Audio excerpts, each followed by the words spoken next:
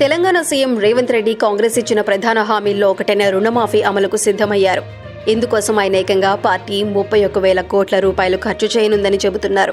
రుణమాఫీ అమలును మంత్రిమండలి ఏకగ్రీవంగా ఆమోదించిన సంగతి తెలిసిందే. రాష్ట్రంలోని రైతులందరికీ గడువులోగా రుణమాఫీ జరగనుందని సమాచారం అందుతోంది.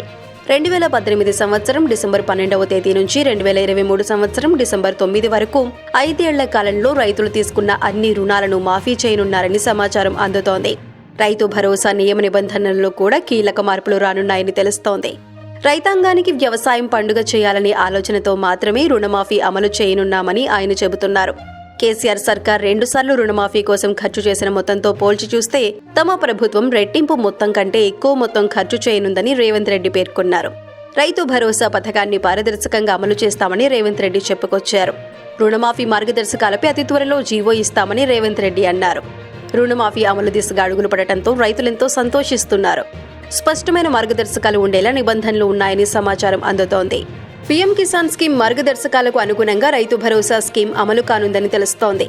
సోమవారం రోజున ఇందుకు సంబంధించిన మార్గదర్శకాలు వెల్లడయ్యే అవకాశాలైతే ఉంటాయి. రుణమాఫీ స్కీమ్ రైతుల జీవితాలను మార్చే అవకాశాలు ఉంటాయని అభిప్రాయాలు వ్యక్తమవుతున్నాయి.